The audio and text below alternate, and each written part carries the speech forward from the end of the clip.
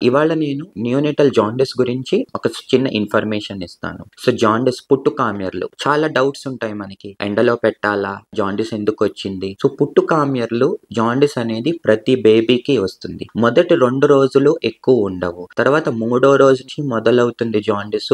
మెల్లమెల్లగా పెరుగుతూ వెళ్తుంది. 6వ రోజు 7వ రోజు వరకు పెరిగి దానంతట అదే 9 రోజులు 10 రోజుల నుంచి తగ్గటం స్టార్ట్ అవుతుంది. మదర్ ఓ పాజిటివ్ అయ్యి బేబీ ఏ పాజిటివ్ కానీ బి పాజిటివ్ ఉన్నా or mother negative group O negative A negative B negative or AB negative ఏదన్నా నెగటివ్ గ్రూప్ ఉండి బేబీ ఎనీ పాజిటివ్ గ్రూప్ ఉన్న జాండిస్ తొందరగా స్టార్ట్ అవ్వచ్చు విత్ ఇన్ 2 days అండ్ ఎక్కువ రోజులు ఉంటది. ఇట్లాంటి పిల్లలకి కొంచెం జాగ్రత్తలు మనం తీసుకుంటాము. జాండిస్ తొందరగా వస్తుంది. సో కాబట్టి ఎక్కువ రెగ్యులర్ గా చెకప్స్ అనేది అడ్వైస్ చేస్తాం. మిగతా పిల్లలకి పుట్టు కామెరలు రావటం తగ్గటం సహజం. ఒక లెవెల్ ఉంటుంది 12-13 వరకు నార్మల్ తీసుకుంటాం. Any jaundice that is more than 14 దాటింది జాండిస్ అంటే మనం ఫోటోథెరపీ పెట్టాలి. ఫోటోథెరపీ పెట్టి తగ్గించుకోవాలి. జాండిస్ రాకుండా ప్రికాషన్స్ మనం ఏమేమి తీసుకోగలము? First thing breast feeding time to time ఇవ్వటం. ఫీడింగ్ ఒక్కొక్కసారి సరిపోకపోతే జాండిస్ వచ్చే ఛాన్సెస్ ఉంటాయి. ఎందుకంటే ఫీడింగ్ మనం సరిగా తీసుకుంటే పేగు కదలికలు మంచిగా ఉంటాయి. ఆ జాండిస్ ఏది మనకి ఉంటుందో అది స్టూల్స్ లో వెళ్ళిపోతుంది స్టర్కోబిలినోజన్ రూపంలో.